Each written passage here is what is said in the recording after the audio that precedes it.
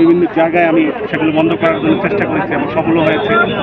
হ্যাঁ, 19 তারিখ রাত 10টায় যখন আমি রামপুরা থানার সামনে দিয়ে আমি একা হেঁটে যাচ্ছিলাম আমার বাসায়, আমার স্ত্রী অসুস্থ, সেখানে আমাকে একজন পুলিশ অফিসার আটকে আমাকে হেনস্থা করেন এবং আমাকে সেই কনস্টেবলের হাতে তুলে দেন যে আমাকে সাইজ করে ফেলা হয়েছে। আমি তাকে বললাম যে আমার বাসায় অসুস্থ, আমাকে যদি আপনি এখানে আটকে রাখেন তো আমি তার তো খুব সমস্যা হয়ে যাবে। সে শুনতে ছিল না। পরে কনস্টেবলরা আমাকে বললো যে আপনার নাম কি? হ্যাঁ, আমি বললাম আমি লেখালেখি করি, আমি সম্পাদনা করি, আমি তো এসবের মধ্যে নাই। আমার আত্মীয় বাসায় গিয়েছিলাম, ওখানে আটকে পড়েছিলাম, নিয়ে এসছে আমার স্ত্রী অসুস্থ। তারপরে তারা আমাকে ছাড়ছিল না। পরে যখন বললো যে আপনার নাম কি, আমার নাম বলার সাথে সাথে একজন পুলিশ চিনতে পেরেছেন এবং সে তার অফিসারকে বলছেন স্যার ওনার বই আছে, উনি লেখালেখি করেন, উনি সম্পাদক এবং ভালো মানুষ, আমি ওনাকে চিনি। তখন আমাকে এসে ছেড়েছে। আমার সাথে একটা ছেলে এসেছেন যে তার বসকে এয়ারপোর্ট থেকে রিসিভ করে গুলশানের বাসায় রেখে সে এদিক দিয়ে আসতেছিলেন। তার বস ওই দিন বিদেশ থেকে এসেছেন। সেই ছেলেটাকে ওরা বেদম মারছেন এবং সেই ছেলেটার বাড়ি ফরিদপুর, এইটুকু আমি জানি।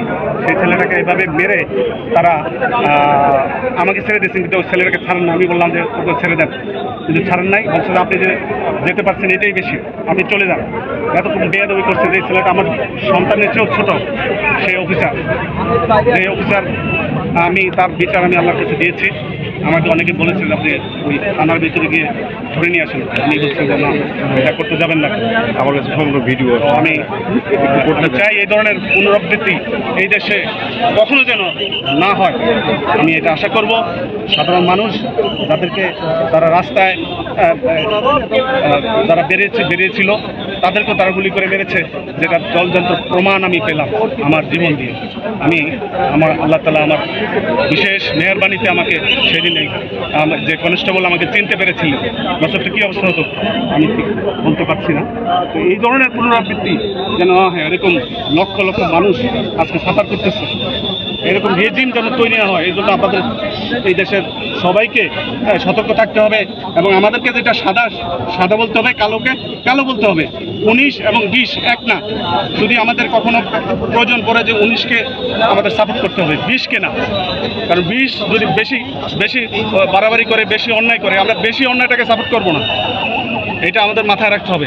তাহলে আল্লাহ তাআলা আমাদেরকে রহমত করবেন এবং আমরা যারা মুসলিম যে জাতির পিতা ইব্রাহিম আলাইহিস সালাম এবং আমাদের বিশ্বনবী হযরত মুহাম্মদ সাল্লাল্লাহু আলাইহি ওয়াসাল্লাম আমাদের নবী এবং সর্বশ্রেষ্ঠ নবী, সেই নবীর আদর্শ অনুযায়ী যদি আমরা চলতে পারি তো আমাদের শান্তি এবং কামিয়াবি এই বাংলাদেশে হবে এবং আমাদের এই শান্তি কামিয়াবির বার্তা সারা বিশ্বে কিন্তু পৌঁছে গেছে।